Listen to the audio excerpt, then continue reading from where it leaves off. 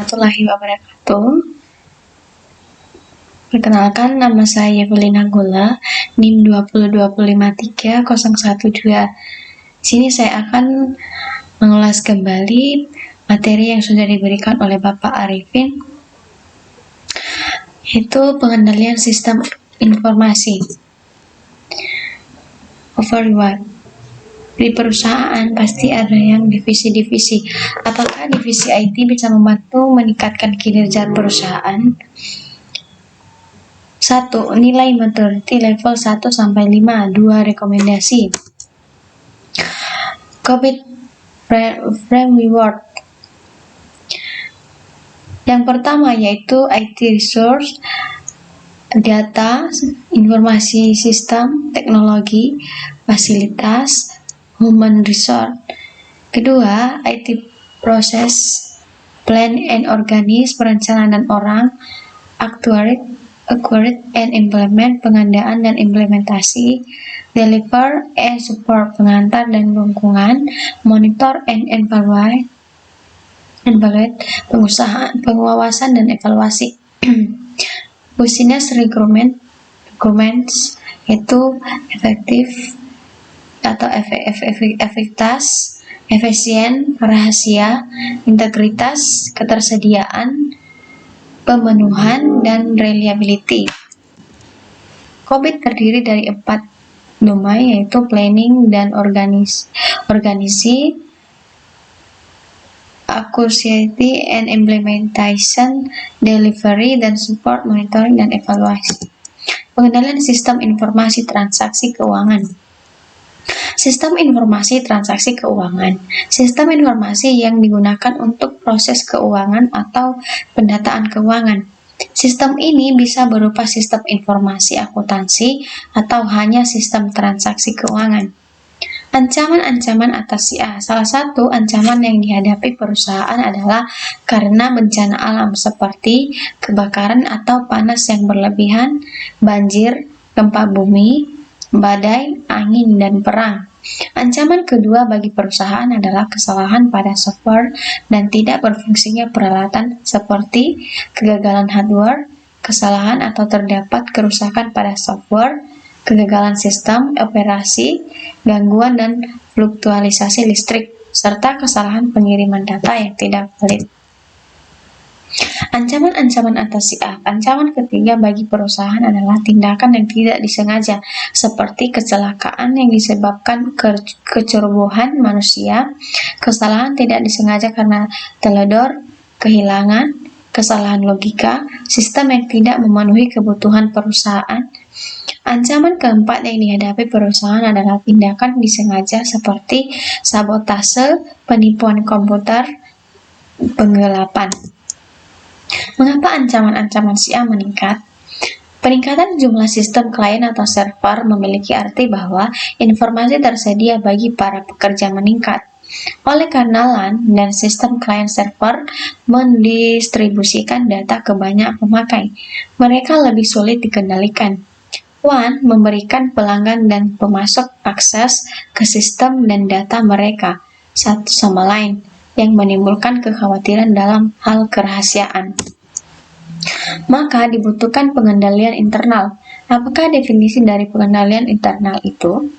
Pengendalian internal adalah perencana organisasi dan metode bisnis yang dipergunakan untuk 1. Menjaga aset, memberikan informasi yang akurat dan handal, mendorong dan memperbaiki efisiensi jalannya organisasi, serta mendorong kesesuaian dengan kebijakan yang telah ditetapkan. Pengendalian sistem informasi. 4 prinsip kendala sistem. 1. Ketersediaan. Sistem tersebut tersedia untuk dioperasikan ketika dibutuhkan. 2. Keamanan. Sistem dilindungi dari akses fisik maupun logis yang tidak memiliki otorisasi. 3. Dapat dipelihara. Sistem dapat diubah apabila diperlukan tanpa mempengaruhi ketersediaan, keamanan, dan integritas sistem. 4. Integritas. Pemrosesan sistem bersifat lengkap, akurat, dan tepat. Kriteria yang digunakan untuk mengevaluasi prinsip-prinsip kendala. Bagi setiap prinsip kendala di atas, 3 kriteria berikut ini dikembangkan untuk mengevaluasi pencapaian prinsip-prinsip tersebut. Entitas mempunyai tujuan kinerja, kebijakan, dan standar yang telah ditetapkan, didokumentasikan dan dikomunikasikan, dan yang telah memenuhi tiap prinsip kendala. Entitas menggunakan prosedur, people, software, data, dan infrastruktur untuk menempatkan sesuai kebijakan dan standar yang telah ditetapkan. Entitas mengawasi sistem dan mengambil tindakan untuk mencapai kesesuaian dengan tujuan, kebijakan, dan standar untuk setiap prinsip kendala. Pengendalian yang berhubungan dengan beberapa prinsip kendala, perencanaan strategis dan penganggaran, mengembangkan rencana kendala sistem dan melaksanakan dokumentasi. Pengendalian berhubungan dengan beberapa prinsip kendala. Dokumentasi dapat diklasifikasikan menjadi 3 kategori dasar, yaitu dokumentasi administratif, mendeskripsikan standar dan prosedur untuk memproses data. Dokumentasi sistem, mendekripsikan setiap sistem, aplikasi, dan fungsi utama pemrosesannya. Dokumentasi operasional, mendeskripsikan hal apa yang dibutuhkan untuk menjalankan sebuah program. Ketersediaan meminimalkan waktu.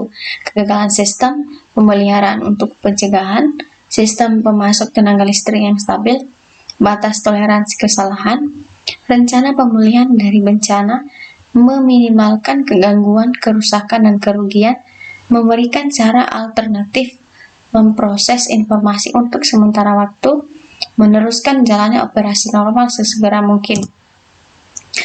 Melatih dan memperkenalkan personil dengan operasi perusahaan, prioritas proses pemulihan, jaminan, data dan file program cadangan, pengaman elektronis, konsep rekonstruksi bertingkat, prosedur pengulangan, penugasan khusus, fasilitas dan cadangan komputer dan telekomunikasi, uji dan revisi periodik, dokumentasi yang lengkap.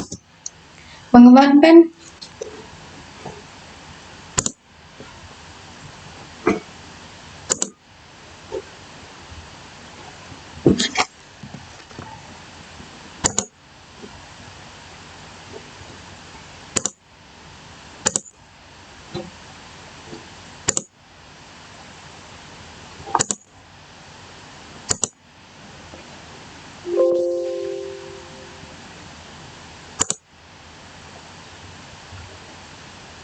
Mengembangkan rencana keamanan, mengembangkan dan mempengaruhi terus-menerus rencana kendala yang komprehensif adalah salah satu pengendalian penting yang dapat diidentifikasi oleh perusahaan.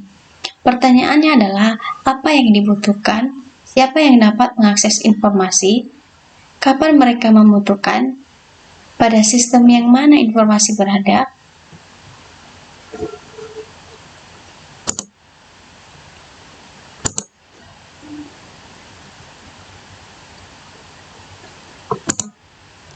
Sekian yang bisa saya sampaikan. Bila ada kesalahan, mohon dimaafkan. Assalamualaikum warahmatullahi wabarakatuh.